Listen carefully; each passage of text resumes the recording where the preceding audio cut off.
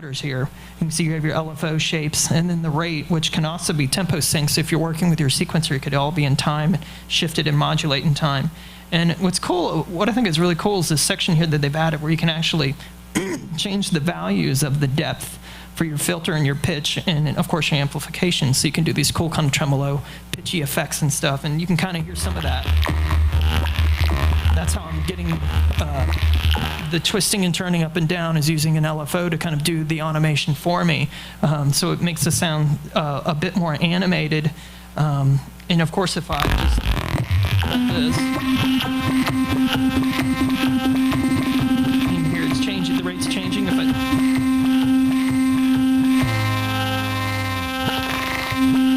I'm just changing now, that's completely changed it. Now it stopped sort of automating. Then if I drive it up a little bit more, now it's changing the rate. And that's just a triangle wave. You can do sine, or you can do triangle, whatever shape you want. So it's kind of cool. It's just thinking almost in ways of like sound sculpture. You know, you're just shaping the sound into the way that you want. And it's really, really cool. I find that really awesome that they stuck the LFO section immediately first, because it just gets you thinking about how can I creatively control the sound, the frequency, the timbre of each one of these voices. Because usually when I find LFOs are at the end of the keyboard, they're never at the beginning. Yeah. So, you know what I mean? It's always like, oh, we're going to throw the LFOs at the end after the ADSR section or after the envelopes. But it just right off the bat gets you thinking gesturally, how can I control the sound in a different way than just starting out with a basic tone or oscillator or PCM wave or whatnot. And I think that's really, really cool that they've done this sort of knob-fader combination. I love knobs and faders because you can see immediately all the settings really quickly without even having to think about it. I know with a lot of my plugins, and there's so many sub-menus that have such complicated parameters that I have to remember to hit the drop-down menu that selects 50 other options. I'm like, wait a minute, I forgot. I could select this, and I have 50-point break envelopes and all this crazy stuff. But this is nice because I can just really quickly just change things on the fly. Me coming from the DJ end of things, this approach I find works much better for me because I can sit there and quickly shape the sound really fast. And quick hand gestures to get pretty much anything I want.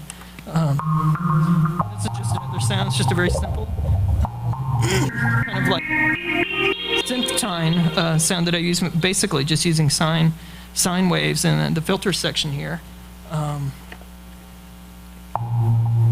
And the filtering, which is just a bandpass filter. But it's very simply laid out. This is just, it's like I said, it's not a complicated thing. It's very, very cool to understand how all this gets put together. There's no hidden, no hidden menus on this at this point. And then here, I'm just playing, this is just a,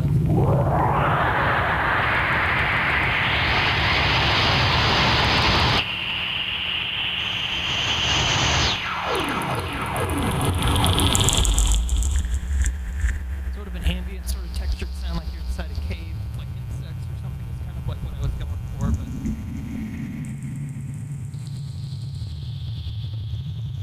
And once again, for this particular patch, this is just like an ambient intro kind of patch, and I've just basically used a noise generator, a white noise generator. It kind of sounds like the sound of wind or something on the first tone. Then on the second and third tone, I had these weird sort of. I used the LFO section to create these sort of random, sort of weird pitchy little insect noises that are controlling the filter cutoff.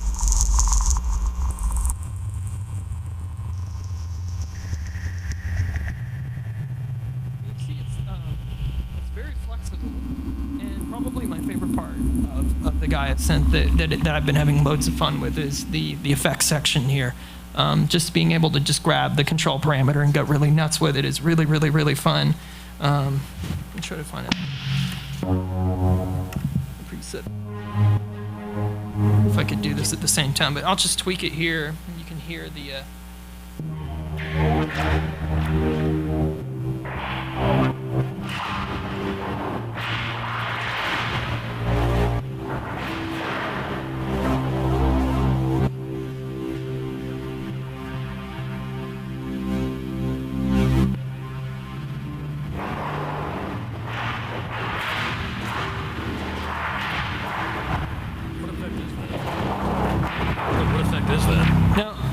I'm using here for this effect is basically the panning delay. Not that one. The panning delay effect, which is set up here, and I have the low boost set on, and a flanger, which is cool, is you can run a combination of effects on here. I could throw even a distortion if I want, or fuzz, or bit crash, which is cool. It's kind of a low bit sonic decimating effect. You can run them in any chain, you can flip them in any order. And all I'm really doing on the panning and delay effect is I'm changing the delay rate control, so it's shifting it to open up really open, or it's closing it in really tightly. And I was just twisting it as I was playing, stuff that I would do normally with plugins, but I can just automate it really quickly on this keyboard. But yeah, the effects sound really cool, kind of out of this world, kind of crazy stuff. So you can get some really, really interesting sounds out of this. I was really, really shocked when I got it. I didn't know that it would be as in-depth as it is, but it's a really, really cool instrument.